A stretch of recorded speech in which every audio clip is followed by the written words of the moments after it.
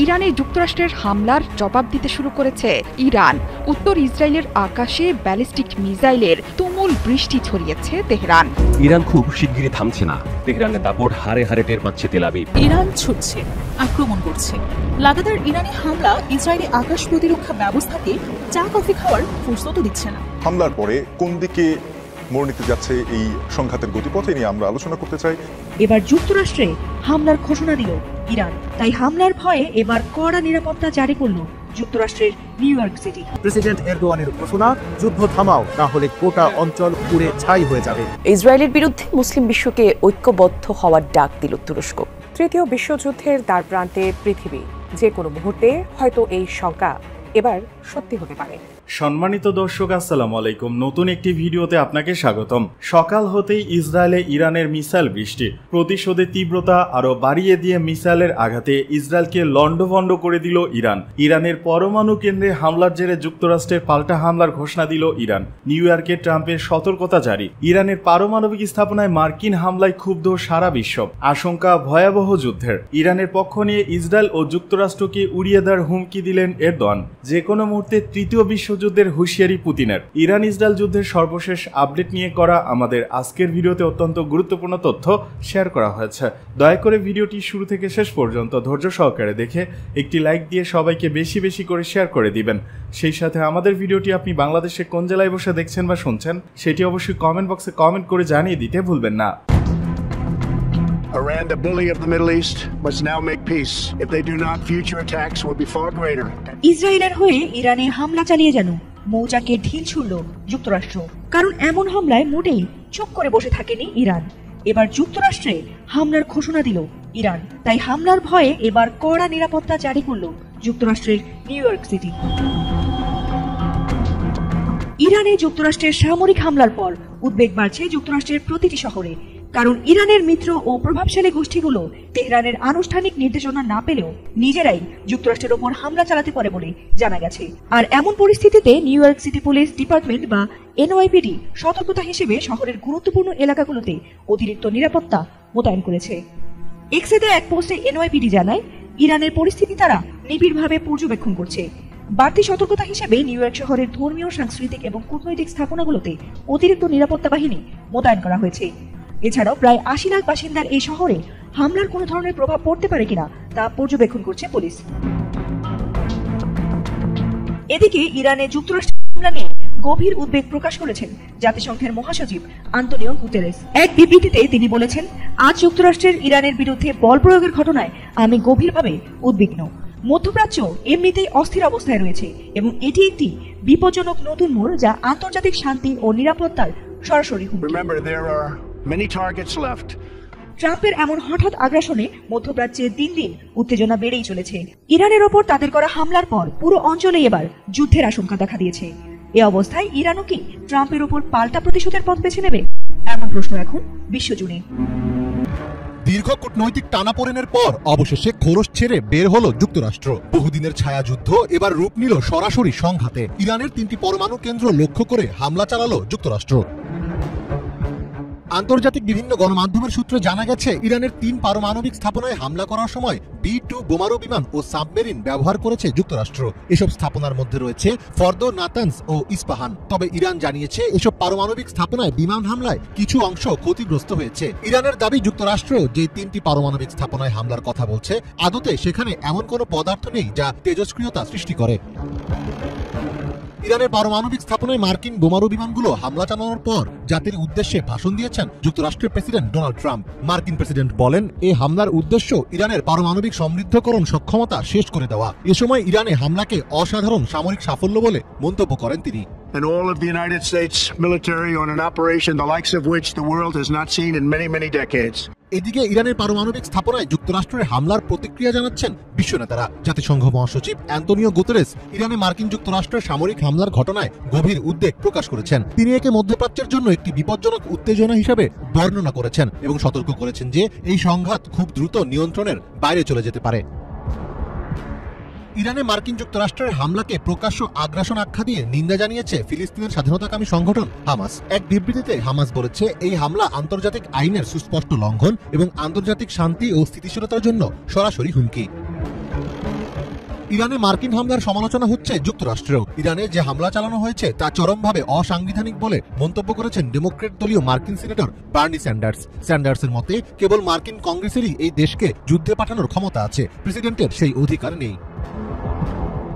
ইরানের পারমাণবিক স্থাপনায় মার্কিন হামলার প্রতিক্রিয়া জানিয়েছে দক্ষিণ আমেরিকার দেশ ভেনেজুয়েলা। ইরানের বিরুদ্ধে মার্কিন সামরিক আগ্রাসনের নিন্দা জানিয়ে অবিলম্বে শত্রুতা বন্ধের দাবি জানিয়েছে দেশটি। এছাড়াও প্রতিক্রিয়া জানিয়ে বিবৃতি প্রকাশ করেছে মেক্সিকো, কিউবা, অস্ট্রেলিয়া ও নিউজিল্যান্ড। বিশ্লেষকদের অনেকে মনে করছেন মার্কিন হামলার পর মধ্যপ্রাচ্যে বড় ধরনের যুদ্ধ ছড়িয়ে পড়তে পারে। ইরানের সরকারি টেলিভিশন থেকে জানানো হয়েছে এখন থেকে ওই অঞ্চলের প্রতিটি আমেরিকান সামরিক ও বেসামরিক সদস্যকে হামলার বৈধ লক্ষ্য হিসেবে বিবেচনা করা হবে। তবে মধ্যপ্রাচ্যে ইরানের অনেক মিত্র এবং প্রক্সি রয়েছে, ফলে তারা তেহরানের নির্দেশের আগেই নিজ উদ্যোগে মার্কিন স্বার্থকে লক্ষ্যবস্তু করতে পারে বলেও আশঙ্কা করছেন অনেকে। ইরান ছুটছে, আক্রমণ করছে। লাগাতার ইরানি হামলা ইসরায়েলি আকাশ প্রতিরক্ষা ব্যবস্থাকে চা কফি খাওয়ার ফুরসতও দিচ্ছে না। ইসরায়েলি নেতাদের রাতের ঘুমও হারাম। আরাম কেদারায় বসে দুই পা দোলানোর দিনও যেন ফুরিয়ে গেছে। মধ্যপ্রাচ্যের আকাশ এখন আবার উত্তপ্ত। দীর্ঘদিনের আঞ্চলিক অস্থিরতা নতুন মোড় নিয়েছে। ইরান ও ইসরায়েলের মধ্যে চলমান উত্তেজনা আরো তীব্র হয়েছে। ইরান থেকে ইসরায়েলে এক নতুন ও ব্যাপক হামলা শুরু হয়েছে। ইরানের সেনাবাহিনী অপারেশন ট্রু প্রমিস 3 এর অংশ হিসেবে এই হামলা চালিয়েছে। এতে ব্যবহার করা হয়েছে অত্যাধুনিক কমব্যাট ও আত্মঘাতী ড্রোন, যা ইসরায়েলি সামরিক অবস্থানগুলোকে লক্ষ্য করে নির্ভুলভাবে আঘাত হেনেছে বলে ইরান দাবি করেছে। ইরানের সামরিক বাহিনীর এক বিবৃতিতে বলা হয়েছে, গত 24 ঘণ্টায় ইসরায়েলের বিরুদ্ধে এটি ছিল তাদের প্রতিশোধমূলক সামরিক অভিযানের 7ম ও 8ম পর্যায়। এই হামলাগুলো বিশেষভাবে নকশা করা হয়েছে, যেখানে অসংখ্য বিস্ফোরক বোঝাই আত্মঘাতী ড্রোন ব্যবহার করা হয়েছে। ইরানের দাবি, এই ড্রোনগুলোর অধিকাংশই তাদের লক্ষ্যবস্তুতে সফলভাবে আঘাত হেনেছে।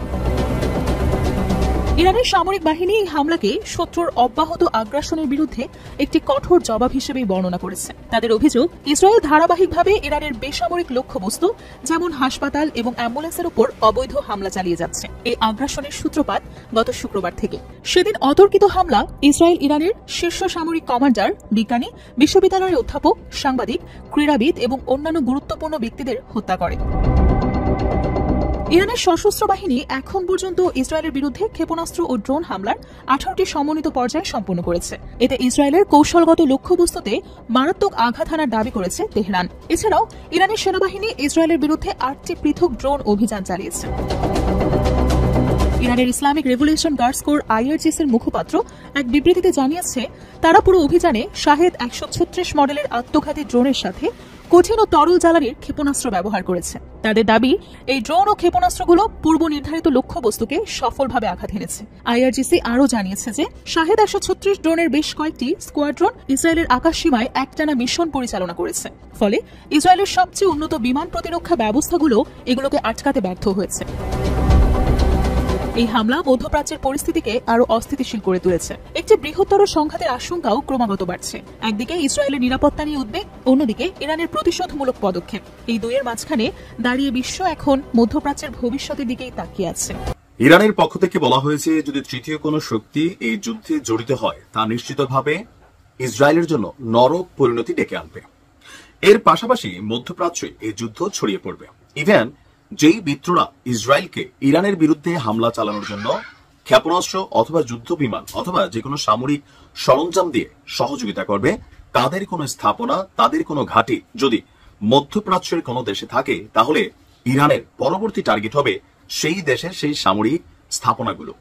এখন দুই দেশ যেভাবে পাল্টাপাল্টি বক্তব্য দিচ্ছে এবং আমরা যখন কথা বলছি, আন্তর্জাতিক গণমাধ্যমগুলো এই নিউজগুলো দিচ্ছে না। মিডল ইস্ট আই মনিটর, এই যে একটা আরবি চ্যানেল, তারা যে তথ্য প্রতিবেদন সামনে আনছে, এখান থেকে তো নিশ্চিত যে তৃতীয় বিশ্বযুদ্ধের পথেই হাঁটছে আপনার বিশ্ব। ভবিষ্যৎবাণী ছিল 2025 সালের শেষে ভয়ঙ্কর যুদ্ধ ছড়িয়ে পড়বে ইউরোপেও।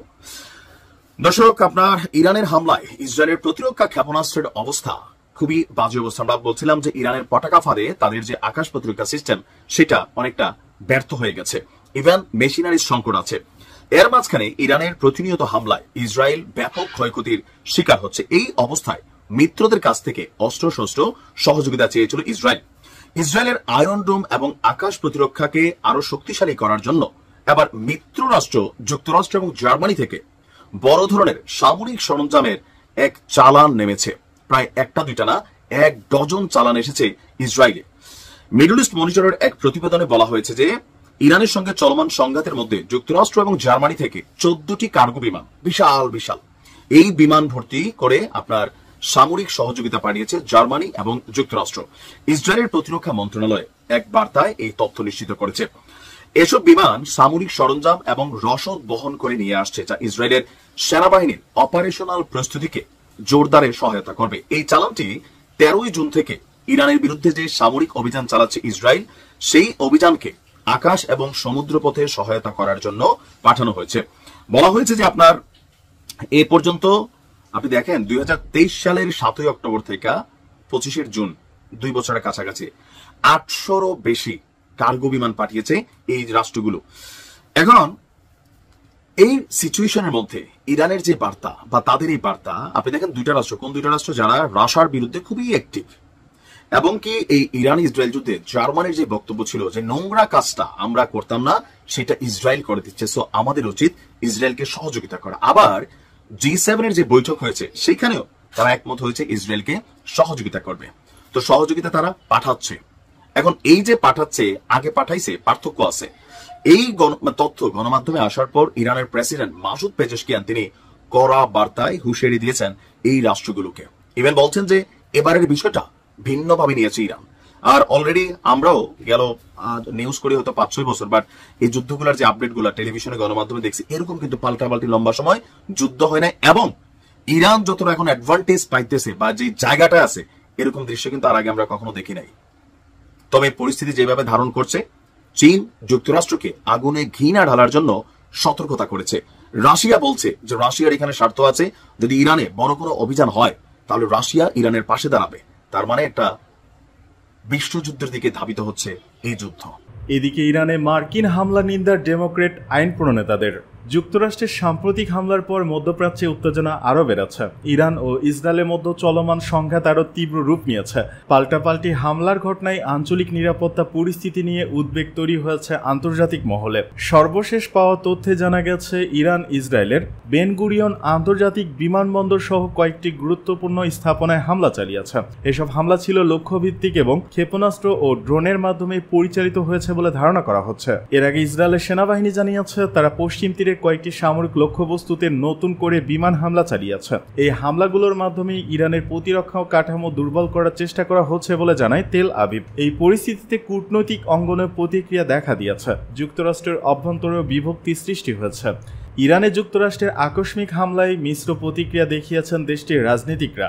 রিপাবলিকানরা সাধুবাদ জানালেও ক্ষোভ ঝেড়েছেন ডেমোক্রেটরা। মার্কিন প্রেসিডেন্ট ডোনাল্ড ট্রাম্পের পদক্ষেপকে অবৈধ ও ভয়াবহ আখ্যা দিয়েছেন বিরোধী নেতারা। দাবি কংগ্রেসের অনুমোদন ছাড়া হামলা চালিয়ে অসাংবিধানিক সিদ্ধান্ত নিয়েছেন ট্রাম্প। মধ্যপ্রাচ্যে আরেকটি যুদ্ধে যুক্তরাষ্ট্রের নাম জড়িয়ে নতুন ঝুঁকি তৈরি করলেন ট্রাম্প, এমন মন্তব্য করেন কেউ কেউ। অন্যদিকে ট্রাম্পের পদক্ষেপকে শত্রুপক্ষের উদ্দেশ্যে করা বার্তা হিসেবে দেখছেন রিপাবলিকানরা। তাদের দাবি ইরানকে যথেষ্ট সুযোগ দেওয়ার পরও চুক্তির পথে পা বাড়েনি দেশটি। তেহরানকে বিশ্বজুড়ে সন্ত্রাসবাদের সবচেয়ে বড় অর্থদাতা হিসেবে আখ্যা দেন রিপাবলিকান আইন প্রণেতারা।